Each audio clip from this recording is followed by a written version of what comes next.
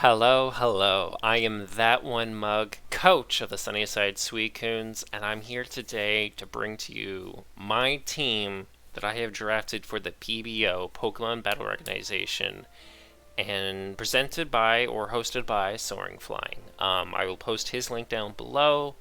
And honestly, I just want to get into it. I'm super excited to showcase to you my team that I have drafted. This is the what happened after the final grace period had ended.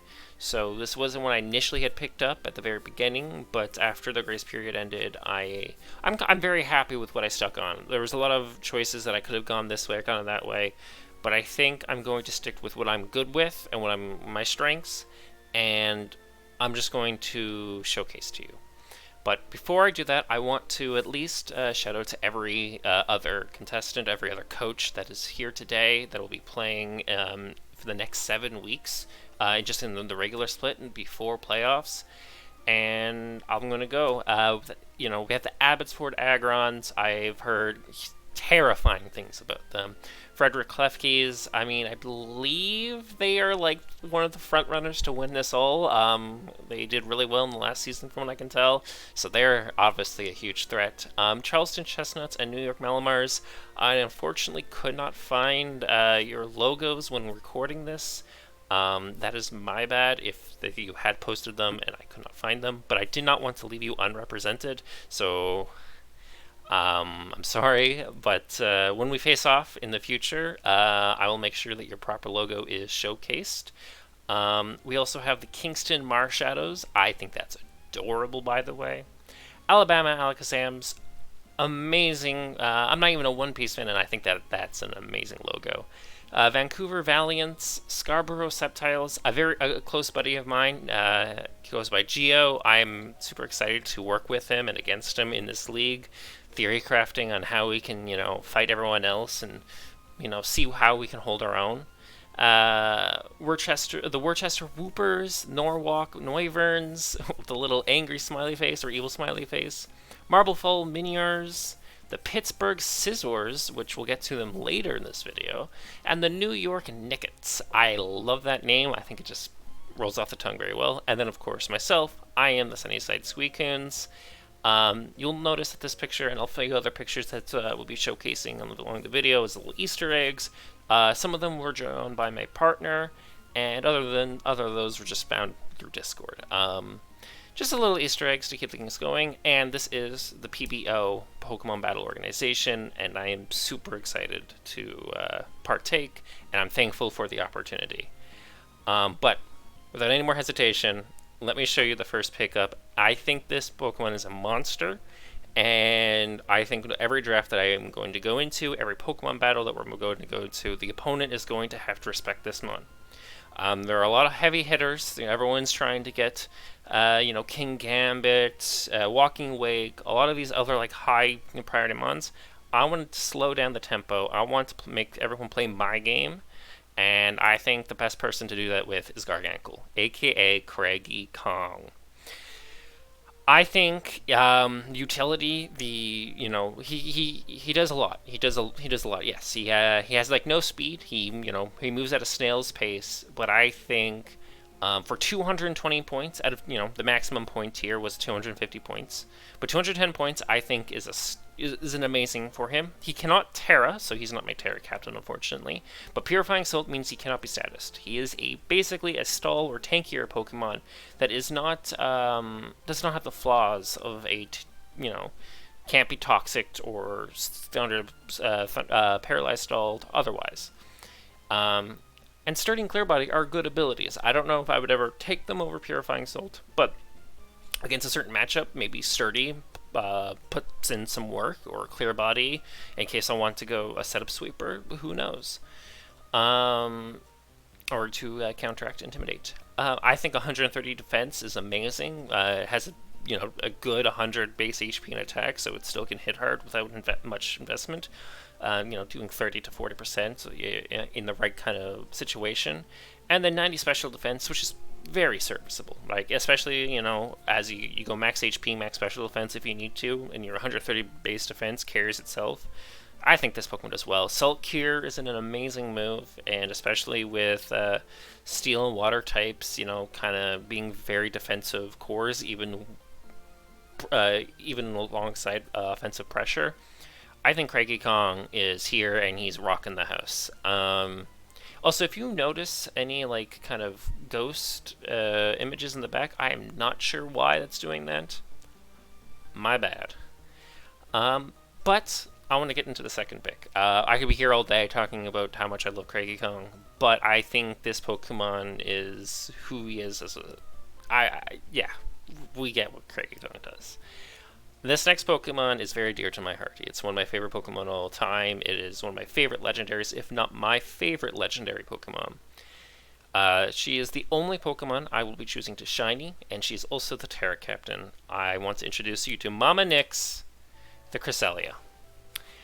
Now, Cresselia is not my favorite Pokemon. That would be, in fact, Beautifly. However, I believe Cresselia does a lot for us. It is a good mixed point tank. It does very well special defense. It has amazing HP and special defense, good defense, and then everything else is kind of meddling.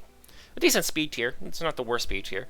But the nice thing is that she has Thunder Wave, Thunderbolt, Ice Beam. She has Bolt Beam coverage if needs to. She has Moonlight and Lunar Dance and Lunar Blessing. She has a lot of utility in that regard. She has a lot of longevity. She works very well with Garganacl, where it kind of bridges the gap of both a physical and special defense. The most generic way to play her that you would see on, say, the ladder or otherwise would be max HP, max defense, and then you go Calm Mind sets. And then you go Stored Power, and you wreck the house, because then you have max. You are very physically bulky, and with Calm Minds, you are now especially bulky. She has an amazing coverage. She gets Rock, Electric, Ice, Psychic, Fairy, along other moves. She might even get Grass. I think she might get Energy Ball. I don't know if she does in this generation. I will warn you, I'm not very keen on Gen 9. I am much more comfortable in Gen 7 drafted leagues. Where Cresselia in the past has had Toxic. Cresselia can't really do that here, but she's technically better in Gen 9 than she is in Gen 7. So I can't wait to see what kind of damage I can do with her. But no, I think she sits around, she can do so much, and like I said, she is the bridge between Garganacl, Giant Ankle. Mama Nyx is the bridge between Craigie Kong and the next pick here. She is my Terra Captain, so I had picked the types. I had to pick Psychic just because I had to pick a stab. But I also picked Electric because with Levitate it means I have no weaknesses. So in case that ever becomes relevant, it's just a really good defensive pairing with my ability. As well as Fairy, because you'd be foolish not to pick Fairy, right? It also gets Moonblast, so he gets that extra bit of a stab.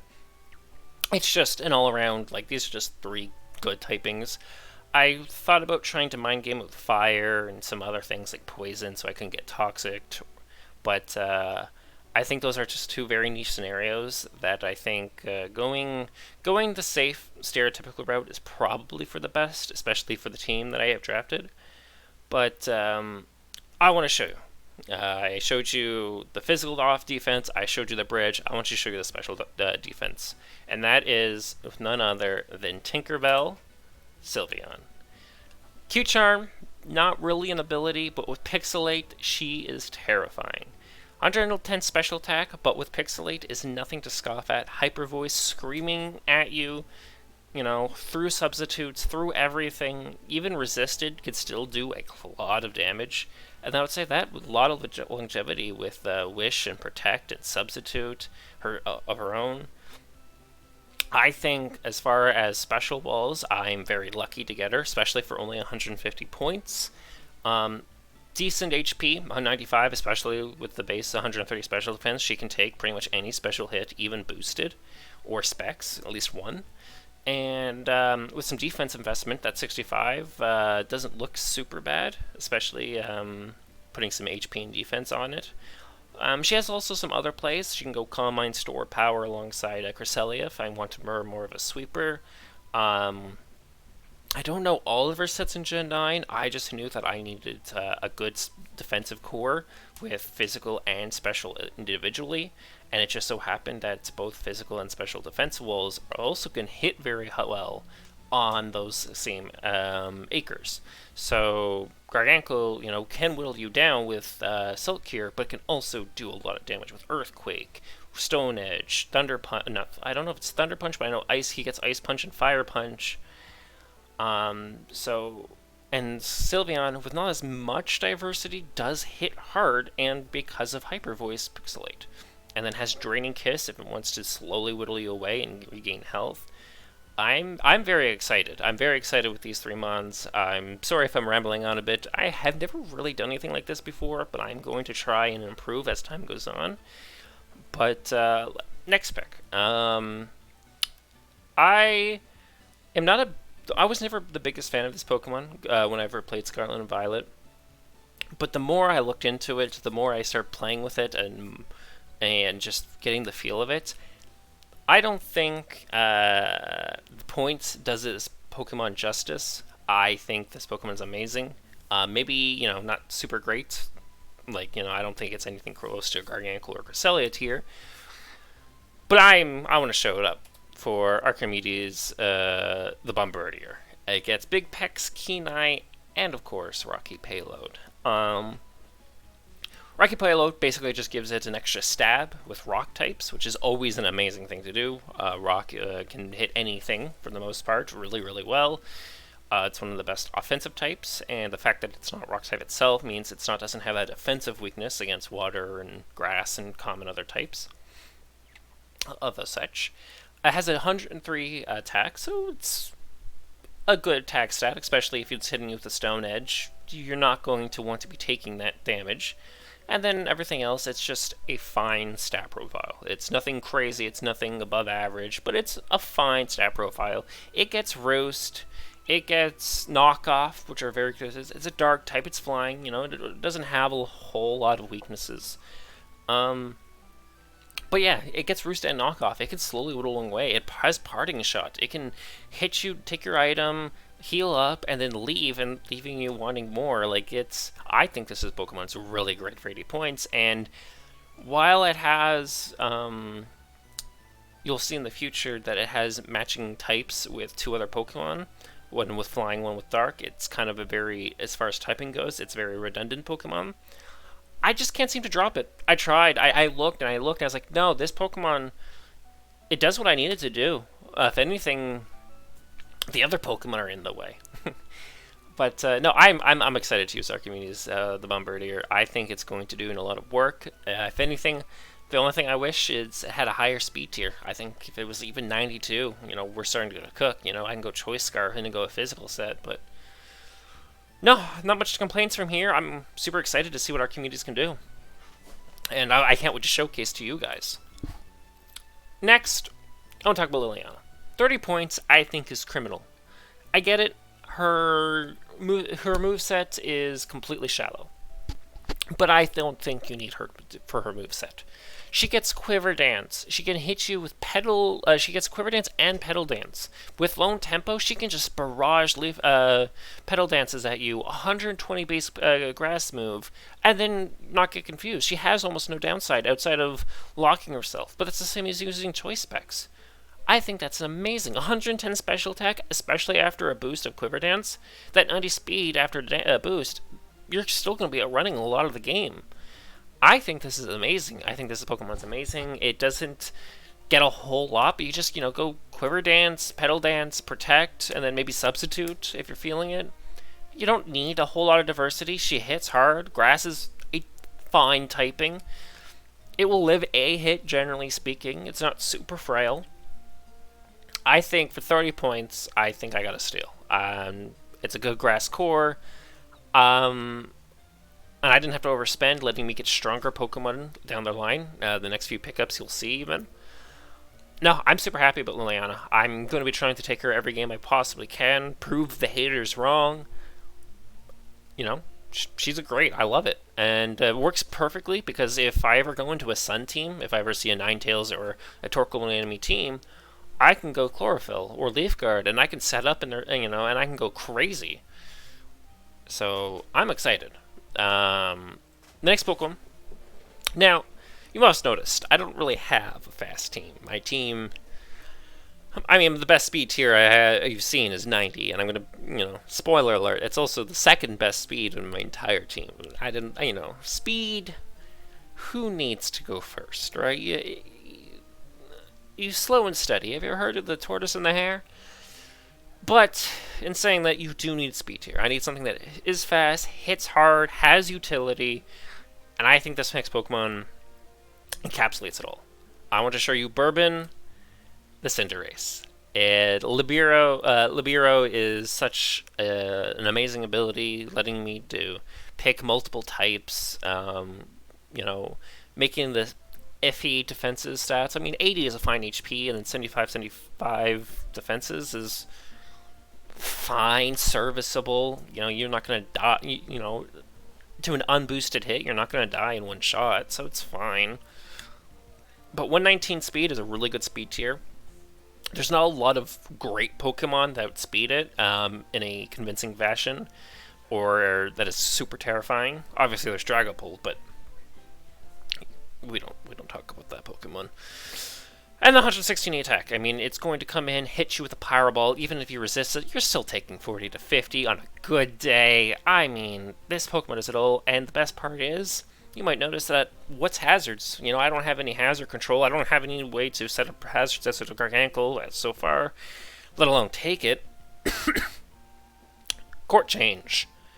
Makes every team that I ever go against rethink on how they want to set up on me. Because as long as I have this Pokemon, if they throw Sticky Webs, Spikes, Toxic Spikes, Stealth Rocks, any of that on my field, hell, if they even want to just set up Aurora Veil or Screens, court change. Thanks for setting up for me. I think this Pokemon is amazing, and it makes everyone else has to rethink everything they want to do. I think my team is, might not be the most offensive team ever, and it might not, be super threatening. Like, you're not seeing anything that could maybe one-shot you and win the game if they got out of control. But I think my team, I'm super happy with it. Like, I'm going to play my style. I've never really been an offensive player in any game I've ever played. In Hearthstone, Magic, I've always played control. In games like League of Legends, I like to play the tank. And so I'm kind of showing that here. I want to just control the game, bring it down to speed, and play with what I'm good at, and try to force players to come into my game. And there's no other Pokemon that really showcases that than this next one. I want to show you Good Horse, the Tinglu. 220 points, this late into the draft, pick 7. I have no idea how I got lucky. I mean, talk about a tank that can do it all. Sorry, I needed some water. Fast Little Ruin makes all other special attacks 0.75, so it's decreased by 25%. 155 HP with 125 defense. It is taking physical hits on the cheek like it's nothing. 110 attack, it's going to hit you with an Earthquake and call you a chump. And for special defense, a serviceable 80 special defense is much better when you think into 155 HP. Or put an Assault Vest on that baby. Go full aggressive. And then you're going crazy. You're taking hits from both sides. You're doing so much damage. You're living life. The only thing this Pokemon can't do is move fast. And you know what? You can't have it all. I love Tinglu. I don't think anyone has to be told what Tinglu does. This Pokemon's a menace in VGC. As far as the ladder goes, it is an OU staple at this point, or I don't know if it's, I think it's fallen off a little bit with newer Pokemon coming into the mix, like Walking Wake. But that doesn't make Tinglu any worse of a Pokemon. It just means there's a lot of power creep that it has to deal with. And I think with the Pokemon that I have drafted, I'm able to service Tinglu's weaknesses very well. I'm hoping. I will say, I have played with Tinglu in the past, and before playing this game, before recording this video, I had played with all these Pokemon in different formats and different configurations, just to see how to get the feel of it. Tinglu was the hardest for me to pivot, or to play around, or to pilot. And I know that sounds weird. I mean, Tinglu kind of just plays itself sometimes. But for me to really make the most of Tinglu, like to really hit that floor, the ceiling that it can really show, I was actually having a hard time piloting it, and that kind of excites me. You know, if a Pokemon, that looks easy to use and easy to manage starts showing some diversity or some faults or some ways that you need to play around it, then it means I have a lot of things to learn, and I am excited to learn. I'm excited to improve, and I think Tinglu is the Pokemon to do literally everything for me. Now this next Pokemon, I'm trying to get all the cores. I'm trying to get the fire, electric, fire, grass, water, fairy, dragon, steel. Now, I will warn you, I did not get dragon or steel, if I remember correctly. And that's a fault on my part. However, I did get an electric type, which is not necessarily a part of a core, but I think if you don't have an electric type, you're doing something wrong. And I followed the theme. I think if you have if you kind of put the dots together, you can see what electric Pokemon I'm going to get. It's Beelzebolt, the Bellybolt. Electromorphosis, it's just charge for free. You get hit, you hit back, and you hit even harder. You gotta love it. Static is a decent ability too. You can go like Rocky Helmet, full HP, full defense, and just go static if you just want to be a physical wall, trying to absorb some hits and then cause problems for delay. I think static is a good ability, especially if you're not trying to hit hard or win games through Beelzebolt. And damp is fine if you're going into an explosion strategy. It's niche, but into the right player, it's fine. These are really good abilities, and Electromorphosis is going to carry Beelzebolt for most games. Again, another slow Pokemon.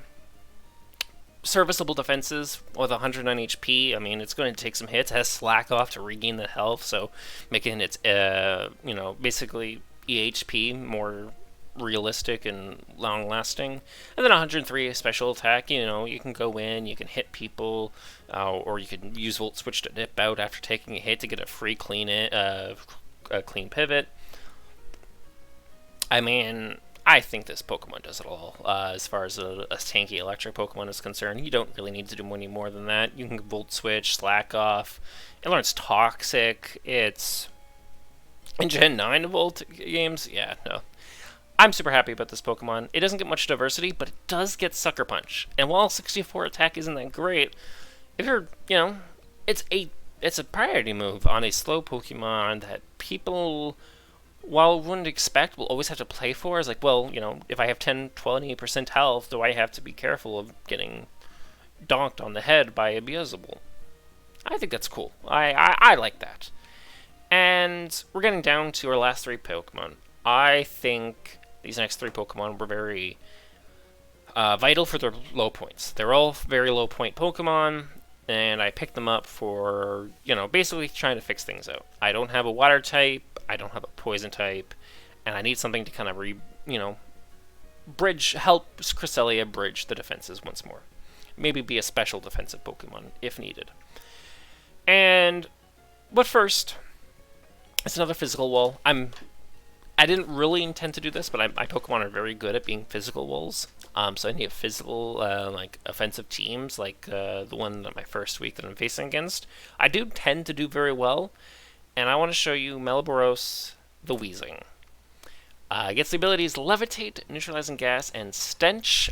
Stench is almost entirely irrelevant, because if Weezing is moving first, you're doing something wrong. Neutralizing Gas just basically is... if I remember correctly, it's basically Mold Breaker, but funnier. And then Levitate is, they can't hit by ground moves, which is great, especially because you're Poison type. Now, the cool thing about Weezing is that, it can take physical hits. Its HP sucks. Its speed sucks. Its special defense is quite lacking. Its special attack and attack are mixed and... okay, but the cool thing about Weezing is the moves that it gets. It gets Toxic, Toxic Spikes, it gets Will-O-Wisp, Pain Split, Explosion, Flamethrower, Haze, Thunderbolt for crying out loud. No, not Thunderbolt. It was... yes, it was Thunderbolt. It was Thunderbolt, Clear Smog, Acid Spray if I really want to heave it on their special defense. It does a lot of things, and it gets Memento if I want a nice clean switch. It does a lot for 80 points. Up there with Bombardier, with Archimedes. If if I'm going to a team that uses toxic spikes, I can go neutralizing gas to make sure I'm sitting on those toxic spikes to absorb them. If I'm going against a ground team, or if I just need to cover a ground weakness in Craigie Kong and Bourbon, I can bring Levitate to get a clean switch in, maybe use Toxic, dip out.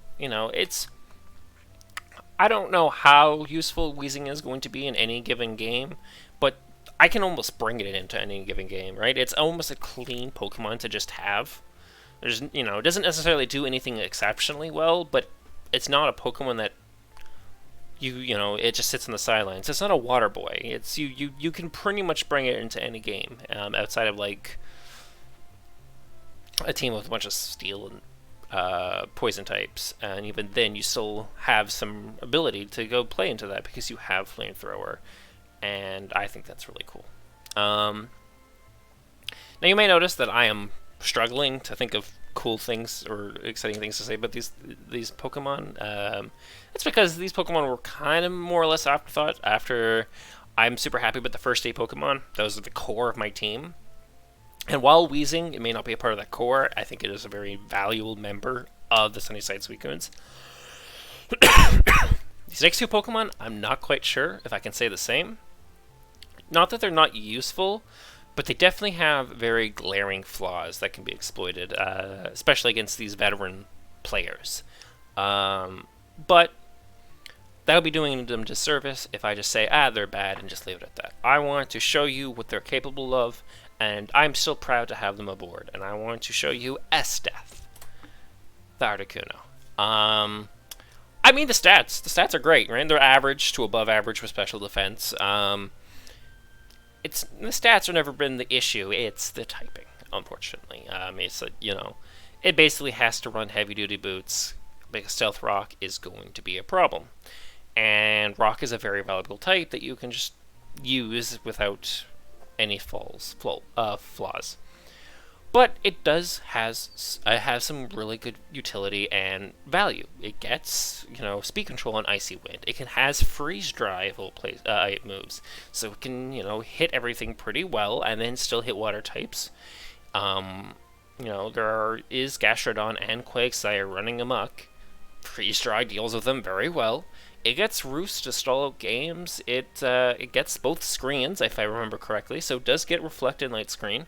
So it can come in with a Lake Clay if I wanted to as a lead, and then go Reflect and Light Screen, Roost, and then Freeze Dry, for example. I think for a special wall, it does what you need it to do. For 50 points, I think it's a great pickup. Unfortunately, it does not get Defog and Heal Bell like in the generations past, but I'm sure we can make it work. 85 attack is pretty serviceable. I could also go Brave Bird if I wanted to surprise them. I love S-Death, and I don't. I will find uses for her. I believe in the bird. And last, and maybe least, but the jury's still out. Is Bubbles Jr. Now, for those 99.99% of you who don't know, Bubbles the Manaphy is is another one of my favorite mythicals, if not my favorite mythical. It used to be Jirachi, but I'm starting to believe that Manaphy is won my heart, especially as of recently, in a Gen 7 draft. It gets Hydration, and in Gen 9, it also gets Take Heart. In this league, Take Heart Manaphy is banned. However, Bubbles Jr. can use Take Heart. It does get the Calm Mind plus Refresh combo. It has Scald, it has Knockoff, it has Flip Turn and U-Turn. It can come in, knock off your item, pivot, maybe hit you with the burn. It has the ability to refresh itself if it wants to stay around longer. If I want to go Rain Team, or if I'm facing against a Rain Team, it's always a good pick. It has stats, they're above 0. For 30 points, I like it. You can go max HP, max some kind of defense, and then come into as a special wall if I need it. And then using Calm Mind, or Take Heart rather, I can basically just set up and become a wall over time, and you can't Toxic me. And I think it will win me a game. I believe it either win me a game or it will cause someone to lose some hair. Right? Like, someone is going to start graying at an early age because of Bubbles Jr. And look at its smile. Right? We love Fiona. The three of other Fiona enjoyers in the world rise. But there's my draft. It is a slow, threatening wall coming at you at its own pace. It is the snail that was hired to assassinate you. It is coming at you. How long can you avoid it, really? I'm excited. You know, we have both physical and special threats. We have walls of varying degrees. And any one Pokemon could sweep, right? We have Garganical. It gets Body Press, Iron Defense. It can sit up. It has Recover. It has Salt Cure. It can chip away at you. We have Cresselia. If you let it go unchecked, it will just Calm Mind and then store power through your face. Calm Mind, Hyper Voice, Sylveon. It doesn't matter if you're Corviknight. If you're getting Hyper Voice with a +1 or +2, and even +1 from Sylveon, you're still taking 40 to 50 damage on a good day, like I said. You Brave Bird, Stealth, it gets Hone Claws, so you can go Hone Claws, Brave Bird, or Dual Wing Beat if you want, Stone Edge, Roost, so you can sweep and then, go crazy. It might even get Agility. I never checked. That'd be cool, though. Lilligant, Quiver Dance, Leaf Storm. If I ever get rid of your grass resists, I could just bring this in and say, yo, what's up? And just go to town. I mean, I think Liliana is going to be the dark horse of my team. I think if you ever let it on the field and you lost your last dark resist, or your grass resist rather, you're kind of done with, right? And she will just set up one Quiver Dance, and then she will outrun you and outgun you. And then she has no repercussions because of Own Tempo. And she's hitting you with a 120 base grass move coming off a boosted 110 stat. At a point, even resisted, you're still taking a lot of damage. And then I think the key player that kind of just makes everything work is Bourbon the Cinderace. This Pokemon lets every other tank, every other setup, every other this, that, or the other thing work. Because at any given point, you think, I'm just going to try to brute force, Craigie Kong. Bourbon could come in and just Pyro and send you to the next dimension. Because of Cinderace, I think every single coach is just going to have to play that extra layer of, okay, but what if? And I think Bourbon is perfect for this team. I think it causes everyone to second guess what they have to do against me. Tinglu sits on your face, smiles, and says what? What are you going to do? If Tinglu in any DLC or any other generation in the future gets any kind of move like Recover or Slack Off, it's game over. This Pokemon is it's a good horse. He's a good horse.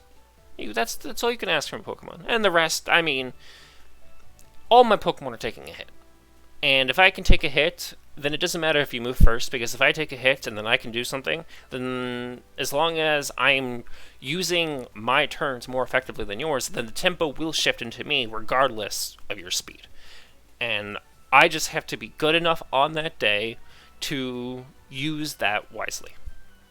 And then I think this team is going to really showcase my skill expression. And I'm excited for that, because it is not a very offensive team, meaning I have to play very well if I want to stall, if I want to make turns last, if I want to get that bit of chip damage, I have to call out which Pokemon I have to switch into.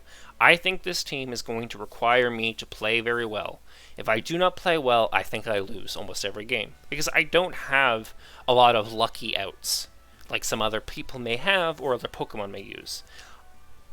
I just have to play. I have to show up my best every game. And so if I don't show up my best, or the other player just plays better than me, it's just point blank, I lose. And I like that. I like just deservingly, my team doesn't really need crits to win, or that lucky 10% thing to happen. Because if I'm relying on luck at that point, then I'm not really using my team, effectively.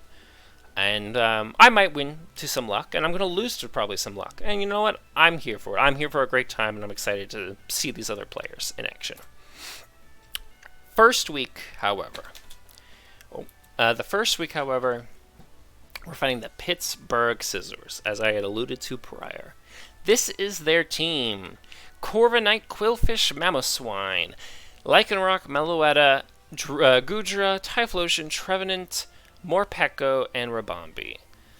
Their team is a very more balanced team compared to my more defensive team. They have some good offense, some good defense, they have the ability to stall out a little bit, they have utility, they have speed control, they have a little bit of everything. However, I'm only seeing one major threat. And their threat is a very good dog named Lycanroc Dusk. Unfortunately, that good dog is in the hand of the enemy. What can you do? This Pokemon, if it ever gets onto the field at the right time, which could be literally as quick as like turn 7, could literally 4-0, 5-0 a team. It can really do some damage to me. I have to be very careful and prep accordingly for this Pokemon. Meloetta, you know, it's his best Pokemon, especially. I'm not too super concerned, however, because of its moveset is pretty limited on the special side. And if it goes into the physical side, I mean, my team is very physically bulky, just naturally, even before investment. So I think he's kind of playing into what I want him to do anyway. And the only Pokemon I'm truly concerned about is Lycanroc, because it doesn't care that I'm physically bulky. It can still do so much damage. Corviknight's a huge problem, but with Salt Cure, Crackykong can 1v1 it in the right scenario. If Rabombi comes in, Sticky Webs is a problem, but Court Change could make it into his own nightmare, and then he has to waste a Fog on Corviknight just to get rid of his own Sticky Webs that he used. And every other Pokemon is kind of not okay. Goodra's an issue, mostly because it can't hurt me, but I can't really hurt it, outside of bringing Ice Beam on a few select Pokemon. But it's also not really killing me either, so it's just kind of, it sits there and I sit there and we just go 30 turns slowly damaging each other. It doesn't get recovery, but most of my Pokemon do, my valuable ones at least, so I can slowly out-heal it. Typhlosion, Morpeko's annoying. It can come in and I think it learns Nuzzle, so it can come in, nuzzle me, and then Super Fang, and it gets the Aura Wheel, or whatever the move is, to do some damage, get some speed. But I have Ting-Lu, and outside of Super Fanging me once or twice, it's not doing anything. And Trevenant is a tree. I don't know what you want from me, it's a tree. It sits one place and lets it grow. I don't know. Quillfish can be annoying, but like I said, it's kind of the same issue with Goodra. I don't do a whole lot of damage to it outside of bringing Thunderbolt or Psychic, which Cresselia does pretty well into. It doesn't really do much to me either. Like, it's all very situational based. I think I'm just mostly concerned about Meloetta for specially, and Lycanroc. I think those are the two key Pokemon I have to be careful for. And Mamoswine, if it gets to late game. I think Mamoswine could probably clean up or be used as fodder in the early game. Mamoswine is a Pokemon I wouldn't necessarily ascertain as a major threat, but it is a Pokemon that I could see causing me problems. But that's what I want to show you. I wanted to show you where my head's at, the team that that I am drafted. Let me know what you think down below. I could be wrong. I could just be full of it. I could just be like, so 2020, I drafted, a team that would have been good so long ago, but it's not good anymore. And that's my bad. But I'm having fun with this. I'm so happy with the team I drafted. I'm super excited to fight Pittsburgh Scissors. I'm sure it's going to be a close game. Balance versus defense. Who will win? And while I only am so scared of two Pokemon per se, he could show up with Typhlosion, for example, and completely catch me off guard. So, and I'm excited. If I lose 6-0, 1-0, 3-0, whatever, that's amazing, because that means I get to learn more, and I get to see more creativity. I'm not afraid to lose. I'm okay to take it on the chin, but, if I win, that's awesome. I think that means I may have played better than my opponent, or maybe I just got lucky. Um, Regardless, I hope it's going to be a great game between the two of us. And before I go, I just want to say thank you to the Glamagorian Veil, Great Tusks. They are the one who made basically the template of this slides. I edited a little bit, but it was his or their template that really let me do this. Honestly, I had no intentions of recording my series as the time goes on, but after seeing him post this, or them post this, it really got me thinking, like, you know what? Even if no one watches this, I want to record this for me. I want to come back in a few years in the future and be like, this is what I did. I either swept the game, lost horribly, was the laughing stock, or I just did alright. Regardless, I wanted to progress my journey, and I hope you guys enjoyed. Whoever watches it, I hope it's enjoyable. I plan on posting 1 or 2 videos a week throughout the draft league. One video, basically a prep video of this is what my prepped versus this team. For example, I plan on posting in the next few days a team builder video on the Pittsburgh Scissors, basically going through what I was thinking, and then a video the day of or the day after of me battling for, again, this week, Pittsburgh Scissors, and then I'll do this every week, give or take. I will try to do live battles whenever I can possible. I can't say it will always happen, but just so you can always know what's happening through my head at any given moment. With that, I would like to say thank you for if you watched this far, and I hope you guys have a great day. You don't have to like or subscribe. I'm just here just to have a good time, and I hope you are too. Have a wonderful time.